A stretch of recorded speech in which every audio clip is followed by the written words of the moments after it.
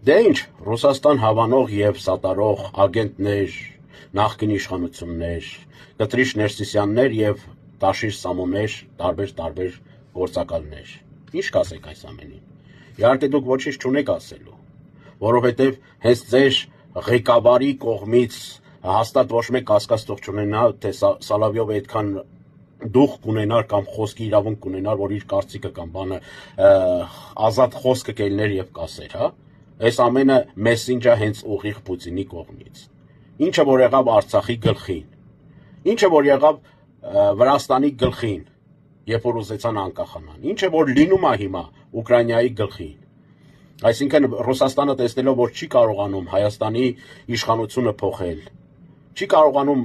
իրանց ասած այդ իշխանությունը վերցնել իրենց ձեռքը, ոնց որ նախկինում է եղել, հիմա էլ ուզում են ռազմական գործողություն սկսեն Հայաստանի հետ։ Բայց այստեղ ագենտների մասին չի խոսքը, այստեղ մոլորյալների մասին է խոսքը, ովքեր որ ասում են մեր բրկությունը Ռուսաստանի մեջ է։ Մեզ կփրկի Ռուսաստանը, մեզ կփրկի Պուտինը։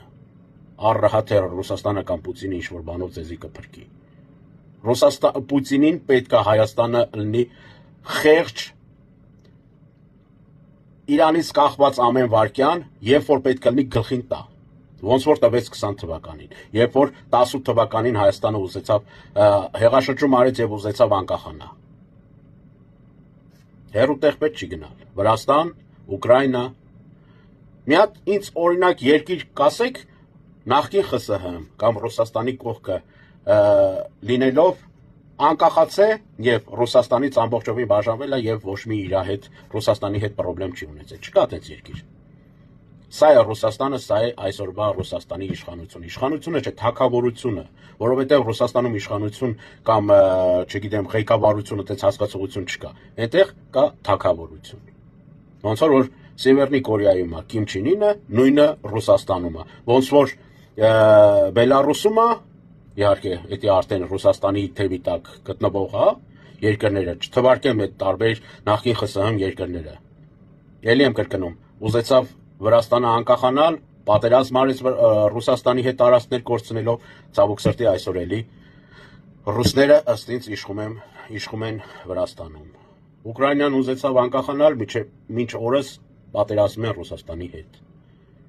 Հայաստանը ուզեցավ անկախանալ, կորցրեց Արցախը, բայց պետք է մենք ոչ մի ձև թույլ չտանք ընկնենք Վրաստանի օրին։ Այսքանը լավ եղեք հայր ջան, խելամիտ եղեք ու մի տրվեք թեկուս այն էժանագին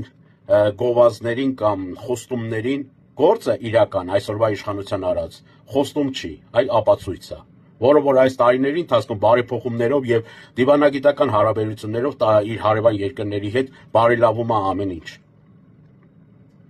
Լավ եղեք, հաջողություն։